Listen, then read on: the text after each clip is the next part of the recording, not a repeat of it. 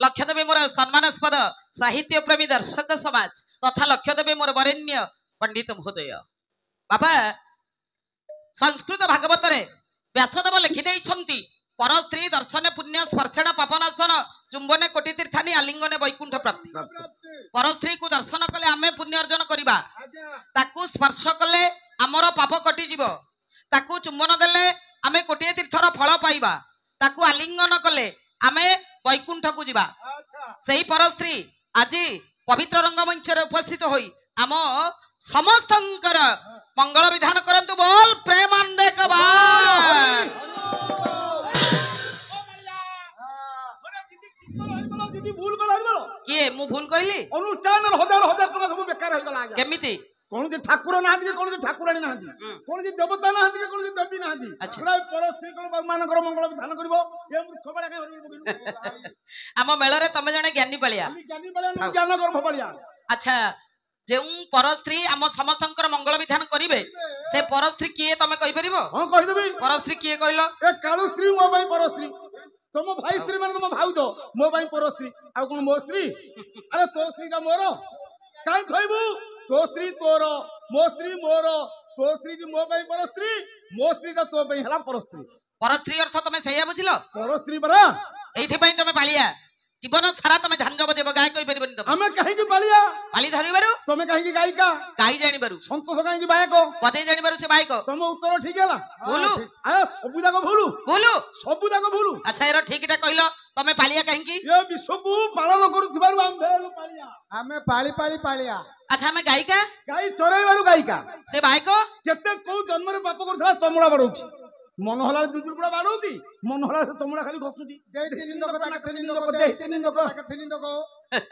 जानि न पल्ला विषय तमरो किछि धारणा नाही कोन धारणा नै गोरु चमड़ा रे मृदंग निर्माण करा जायछि यह सत्य तमे जानि न ता देह रे चैतन्य ठाकुर अछंती केमिति जानिबा संसार रे जते वाद्य यंत्र अछि केवल मृदंग ही तुलसी रे पूजा हुअंती जानिछो आज्ञा अरे मन होला आले बायक वाद्य बजै परिबे ना ना बायकंकर धर्म वाद्य बजैबा गीत को सहाय्य करिबो वाद्य बिना वाद्य रे संगीत परिवेषण करि होबनी भात संगे तरकारी जहा गीत संगे वाद्य सैया मद संगे दक्षिणा सैया वोट संगे नोट भी सैया आ जदी 200 टका मद किनु 50 टका दक्षिणा किनु पैसा नै काई 200 टका खर्च करबू जदी 10 कोटी टंका नाही ताले काई तू एमएलए होबा को मन करबू 10 कोटी टंका हेले विधायक होबा को मन करबू बस आगे जेउ परस्त्री हम समस्तंकर मंगल विधान करिवे ज्ञानी समाज लक्ष्य दियंतु से परस्त्री के परस्त्री हेले वृंदावती काहे परस्त्री आज्ञा बापा परर्थ शत्रु जगतर शत्रु हेले राक्षस कुलर राजा जलंधर स्त्री सती वृंदावती को भगवान विष्णु निजर स्त्री करिनेले काहे आज्ञा प्रभु एते बड़ अन्याय कले काहे वृंदावती सतीत्व पराकाष्ठा बल रे जलंधर स्वर्ग मर्त्य पाताल तिनिपुर को थरहर कला एमिति कि से जलंधर दिने भगवान विष्णु को सहित युद्ध कला आज्ञा गरुड़ को फोपाड़िला रम्यक दीप रे पड़िला गदाटा को फोपाड़ी देला वैकुंठ रे पड़िला प्रभुंकर सुदर्शन चक्र को वक्र कर देला बंका कर देला प्रभु राक्षस पाखरे हारी गले जलंधर आज्ञा तोर मोर बळ कसाकसी होउथिले तो पाखरे मु हारी गली तू किबर मागुछु मागे मु जहा मागिबी आपण देबे मागे आपण सब दिन पई मोरी राज्य रे खाली रहिबे जलंधर जुआरे जे जानतु हमरी राज्य रे मोरी राज्य रे खाली रहिबे तथास्तु सब दिन पई भगवान विष्णु वरुणपुर रे रहिले आगे आपण माने समस्त जानि छंती वरुण राजांकर पुओ जलंधर राक्षस दिने चिंता कला शिवंक खरणी पार्वती अपूर्व सुंदरी मु केमिति पार्वती को पाइबी आगे बाबा पार्वती को लोभ कला जलंधर चिंता कला आज शिव रूप को धारण कले मु पार्वती को पाई जीवी शिव रूप को धारण कला शिव रूपी जलंधर जेता बेले पार्वती को पाखरे पहुंची गला पार्वती पाद ठारू मुंड पर्यंत खाली चाहिला से चिंता कला पार्वती केते सुंदरी जे जहार स्वामी से कोन आगरु ता स्त्री को देखिनी ये तो जोगमाया राक्षस चाहिबारु जानि देले कहले ये मो स्वामी नुह मो स्वामी केबे एमिति चाहंतिनी ये कई माया भी छद्मवेशी पार्वती अंतर्ध्यान हो गले जोगमाया से माँ जेते बेले अंतर्ध्यान हेले राक्षस चिंता कला या स्वामी शिवटा को मारदेवी से जोगीटा को मारिले मु पार्वती को पाई गला से राक्षस युद्ध करबा पई शिवं को आह्वान कला अरे जोगी कौन तपस्या करछु हाथ बळ गछिबा जलंधर शिवंक सहित युद्ध करुछि एतिकी बेले देवर्षि नारद भगवान विष्णु को पाखरे पहुंची गले नारायण नारायण ଆସନ୍ତୁ ଆସନ୍ତୁ ଦେବର୍ଷି ବସନ୍ତୁ। ଠାକୁରେ ଦେବର୍ଷି ସବୁ ସରିଗଲା ପ୍ରଭୁ। କୋଉଠି କଣ ହେଇଛି କହିଲ? ରାକ୍ଷସ ଜଳନ୍ଧର ସ୍ୱର୍ଗ ମର୍ତ୍ତ୍ୟ ପାତାଳ ତିନିପୁରକୁ ଥରହର କଲାଣି। ମୁଁ ଜାଣେ। ଏମିତି କି ଭଗବାନ ଶଙ୍କରଙ୍କ ସହିତ ସେ ଯୁଦ୍ଧ କରୁଛି।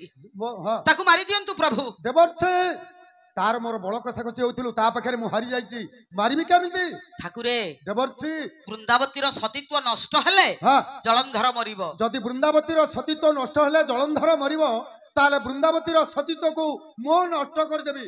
ଭଗବାନ ବିଷ୍ଣୁ କହିଲେ ମୁଁ ଆଜି ବୃନ୍ଦାବତୀର ସତୀତ୍ୱକୁ ନଷ୍ଟ କରିବି। କରିଦେବେ। କେମିତି କହିଲେ ସିଏ ଯେମିତି ଶିବ ରୂପକୁ ଧାରଣ କରି ପାର୍ବତୀଙ୍କୁ ଉପଭୋଗ କରିବାକୁ ଚାହୁଥିଲା, ମୁଁ ସେମିତି ତା ସ୍ୱାମୀ ଜଳନ୍ଧର ରୂପକୁ ଧାରଣ କରି ଆଜି ବୃନ୍ଦାବତୀର ସତୀତ୍ୱକୁ ନଷ୍ଟ କରିବି। ପ୍ରଭୁ ହେଇଗଲେ ଜଳନ୍ଧର। ଜଳନ୍ଧର କହିଲେ ତାରି ବାଟରେ ଯିବା। ଜଳନ୍ଧର ବେଶକୁ ଧାରଣ କଲେ ପ୍ରଭୁ ଭଗବାନ ବିଷ୍ଣୁ। ଜଳନ୍ଧର ରୂପୀ ଭଗବାନ ଯେତେବେଳେ ବୃନ୍ଦାବତୀଙ୍କ ପାଖରେ ପହଞ୍ଚି ଗଲେ, ସତୀ ବୃନ୍ଦାବତୀ ଅର୍ଘ୍ୟ ବନ୍ଦାପନା ଥାଳିକୁ ଧରି ସ୍ୱାମୀ ବୋଲି ମନେ କରି ବିଷ୍ଣୁକୁ ବନ୍ଦାପନା କରି ନେଇ ପଲ୍ଲଙ୍କ ଉପରେ ବସେଇ ଦେଲା। ମନେ ମନେ ଭାବୁଛି ସ୍ୱାମୀ ମୋର ଯୁଦ୍ଧକୁ ଯାଇଥିଲେ ଫେରିଲେ, ସେ ମନେ ମନେ ଭାବୁଛି ଏ ମୋ ସ୍ୱାମୀ ସ୍ୱାମୀ ବୋଲି। କିନ୍ତୁ ସ୍ୱାମୀ ସେପଟେ ଶିବଙ୍କ ସହିତ ଯୁଦ୍ଧ କରୁଛନ୍ତି। ରାଇଟ୍। ବାପା କିଛି ସମୟ ପରେ ହଁ। ରତିକ୍ରିୟା ଆରମ୍ଭ ହେଲା। ପ୍ରଭୁ ତ ସେଇ ଲକ୍ଷ୍ୟରେ ଯାଇଛନ୍ତି ଆଉ। ରତିକ୍ରିୟା ସମ୍ପାଦନ ସାରି ବିଷ୍ଣୁ ପଲ୍ଲଙ୍କ ଉପରେ ବସି ପଡିଲେ। ବୃନ୍ଦାବତୀ ଜାଣିଦେଲା ଇଏ ମୋ ସ୍ୱାମୀ ନୁହଁ। ଆଜ୍ଞା ରହିଯାଆନ୍ତୁ ଟିକେ। ଭଗବାନ ବିଷ୍ଣୁ ଜଳନ୍ଧର ରୂପରେ ବୃନ୍ଦାବତୀ ପାଖକୁ ଯାଇଥିଲେ। ବୃନ୍ଦାବତୀ କେମିତି ଜାଣିଦେଲା ଇଏ ମୋ ସ୍ୱାମୀ ନୁହଁ ବୋଲି? କାରଣ ବୃନ୍ଦାବତୀର ମନସ୍ୱାଦ ମେଣ୍ଟିନି। ଭଗବାନ ବିଷ୍ଣୁ ରତିକ୍ରିୟା ସମ୍ପାଦନ ସାରି ହଁ। ପଲ୍ଲଙ୍କ ଉପରେ ବସି ପଡିଲେ। ୟାର କିଛି ପ୍ରମାଣ ଅଛି? ଏଇଥିପାଇଁ ଆପଣ ମାନଙ୍କର କବି କାଳିଦାସ ପ୍ରମାଣ ଦେଲେ।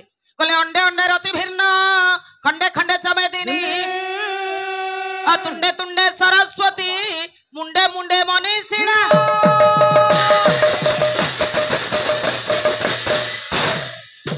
ଆଜ୍ଞା ଅଣ୍ଡେ ଅଣ୍ଡେ ରତି ଭିନ୍ନ ଖଣ୍ଡେ ଖଣ୍ଡେ ଚମେଦିନୀ ତୁଣ୍ଡେ ତୁଣ୍ଡେ ସରସ୍ୱତୀ ମୁଣ୍ଡେ ମୁଣ୍ଡେ ମନୀଷିଣା। ବାପା ସମସ୍ତଙ୍କର ମୁଣ୍ଡ ସମାନ ନୁହଁ। ଆମର ପୂର୍ବତନ ପ୍ରଧାନମନ୍ତ୍ରୀ ଥିଲେ ମନମୋହନ ସିଂ, ଏବେ ପ୍ରଧାନମନ୍ତ୍ରୀ ଅଛନ୍ତି ନରେନ୍ଦ୍ର ମୋଦି। ଦି ଜଣଙ୍କ ମୁଣ୍ଡ ସମାନ ନାଇଁ ଆଜ୍ଞା, ମନମୋହନ ସିଂ ମୁଣ୍ଡରେ ଅଧିକା ଚୁଟି, ନରେନ୍ଦ୍ର ମୋଦି ଟିକେ ଚନ୍ଦାଳିଆ। ମୁଁ କଣ ଚୁଟି କଥା କହିଲି? ଆଉ କାହାର ବଡ ମୁଣ୍ଡ କାହାର ଛୋଟ ମୁଣ୍ଡ? ଜ୍ଞାନ ବୁଦ୍ଧି ବୁଦ୍ଧି ଦି ଜଣଙ୍କର ସମାନ। ମୋ ମୁଣ୍ଡ ଆଉ ତୋ ମୁଣ୍ଡ ସମାନ? ତୁ ଗୋଟେ ମୂର୍ଖଟା, ମୁଁ ପଣ୍ଡିତ। ପଣ୍ଡିତ ଉଠାଣିଆ ଲୋକ ଟିକେ ଆଉ। ତୁଣ୍ଡେ ତୁଣ୍ଡେ ସରସ୍ୱତୀ ସମସ୍ତଙ୍କର ତୁଣ୍ଡ ସମାନ ନୁହଁ। ନା ତମେ କଥା କହୁଛ, ମୁଁ କଥା କହୁଛି, ଆମ ଦି ଜଣଙ୍କର ତୁଣ୍ଡ ସମାନ। ତମର ଟିକେ ସରୁ, ମୋର ଟିକେ ଘାଗେଡିଆ। କାହିଁ ଘାଗେଡିଆ? ମୁଁ ଅଧିକା ବିଡି ଟାଣୁଛି। ନିକୁଛା ମାଇକ୍ଷା ବିଡି ଗୁରା କାହିଁ ଖାଉଛୁ? ପାଉ ଖାଉନୁ? କାହା କଣ୍ଠ ସହିତ କାହା କଣ୍ଠ ମିଶିବ ନାହିଁ। ମିଶିବନି। ମିଶିବ ନା ଖଣ୍ଡେ ଖଣ୍ଡେ ଚ ମେଦିନୀ। ମେଦିନୀ କଲେ ବସୁଧିଆ। ବସୁଧିଆ ସବୁ ସମାନ କି? କୋଉଠି ଖାଲ ଢିପ ପାହାଡ ପର୍ବତ ବସୁଧିଆ ସବୁ ସମାନ ନୁହଁ। ଅଣ୍ଡେ ଅଣ୍ଡେ ରତି ଭିନ୍ନ ସବୁ ପୁରୁଷ ମାନଙ୍କ ରତିକ୍ରିୟା ସମ୍ପାଦନ ସମାନ ନୁହଁ। ରାଇଟ୍। କଣ କହିଲା? ଏ 4 ଦିନ ତଳେ ମୁଁ ତମ ଘରକୁ ଯାଇଥିଲି, ତୁ ଘରେ ନଥିଲୁ। ତୋ ସ୍ତ୍ରୀ ଆସିକି ମୋ ପାଖରେ ବସିଲା, କହିଲା ଯାଇଲାଣି ଦିଅର, ତମେ ତମ ନିଜର ଲୋକ, ସବୁ ପୁରୁଷଙ୍କର ରତିକ୍ରିୟା ସମାନ ନୁହଁ। ଆରେ ଆରେ ତାଙ୍କ ସ୍ତ୍ରୀ ତମକୁ କହିଲା? ମୁଁ ଦିଅର ବୋଲି କହିଲା ନା ଆଉ। ଏଇଠି ତାଙ୍କ ସ୍ତ୍ରୀ କୁ ଜାଣିନ କେଡେ ମୁଖରେ ସିଏ ଖାଲି ବାଉଆ କଷି ଦେଇଯିବ। ମୁଁ ପରା କାକୁସ୍ଥ କରୁଣା କର, ଡରିକି ଅଛି ତାକୁ। ସବୁ ପୁରୁଷ ମାନଙ୍କ ରତିକ୍ରିୟା ସମ୍ପାଦନ ସମାନ ନୁହଁ। ବୃନ୍ଦାବତୀର ମନସ୍ୱାଦ ମେଣ୍ଟିନି ଭଗବାନ ବିଷ୍ଣୁ ରତିକ୍ରିୟା ସମ୍ପାଦନ ସାରି ପଲ୍ଲଙ୍କ ଉପରେ ବସି ପଡିଲେ। ବୃନ୍ଦାବତୀ ଜାଣିଦେଲା, କହିଲା ତୁ ମୋ ସ୍ୱାମୀ ନୁହଁ, ତୁ କେହି ମାୟାବୀ ଛଦ୍ମବେଶୀ, ମୋ ସତୀତ୍ୱ ନଷ୍ଟ କଲୁ, ମୁଁ ତତେ ଅଭିଶାପ ଦଉଛି। ରହିଯା, ସତୀ ନାରୀକେ ମୋ ସ୍ମରଣ କରେ, ତୁ ମତେ ଅଭିଶାପ ଦବୁ। ଆଜ୍ଞା ଭଗବାନ ବିଷ୍ଣୁ ହାତ ଟେକି ଦେଲେ, ରହିଯା, କହିଲେ ଟିକେ କ୍ଷାନ୍ତ ହୁଅ, ସତୀ ନାରୀକୁ ମୁଁ ସ୍ମରଣ କରେ, ତୁ ମତେ ଅଭିଶାପ ଦବୁ। ପ୍ରଭୁ କଣ ସତୀ ନାରୀକି ସ୍ମରଣ କରନ୍ତି? ବାପା କେବଳ ସତୀ ନାରୀକୁ ନୁହେଁ, ଆଉ 6 ଜଣକୁ ପ୍ରଭୁ ସ୍ମରଣ କରନ୍ତି।